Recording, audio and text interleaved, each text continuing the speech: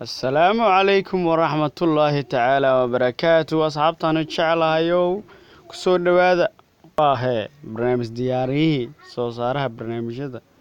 خاص عبد الله مهدي عبد الله هونستجاي هو إذن له لا صعد وناكسن ما حن شرح الدونا لا صعد بو قفا نفته كو كانه واتساب كفريني بلايو كو سو ديرا ما تقاني سيده بلوك وصار لهاد لا صعد واتساب كسو gal waa kan banaanku ii yalaanay WhatsApp kan galay dabcan dhowr qofooda igu jirto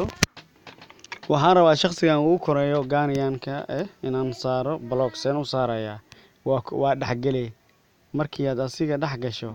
waxaad taabanaysaa option button oo ujeedina walaal saddexdaas dhibic kadib more option more agale more aad ku dhufanaysaa more markaad ku dhufato waa kay blog okay blog report and blog macnaha waxa ka gudbinaysaa report iyo blog waa markan wuxuu ku anfacayaa markii group lagu soo diro markii isla markii lagu soo diro group WhatsApp-ka waxaad ka fiirisaa report and blog kadib waa ku dhufanay caadi groupka blog waa iska saari kartaa laakiin hadda waxaan sharxayaa sida shakhsiga blog loo saaro waa kana ila soo waa saaran yahay hadduu saan u raadiyo qadka ay kaaga xiran tahay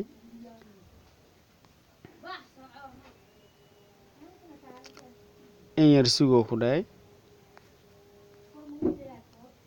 yes waan saarnay message ku soo dir waxa ku soo qoro isma arki doontiin okay mar labaad tag option button ka saddexdaas dhibic la taabanaysaa more taabanay unblog ade hadaa rabtid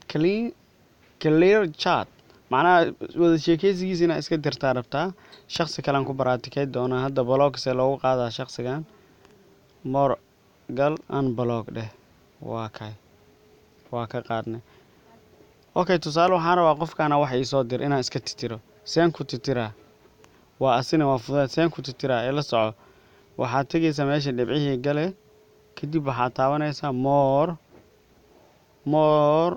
taabo kadib maxaa dhahay clear chat okay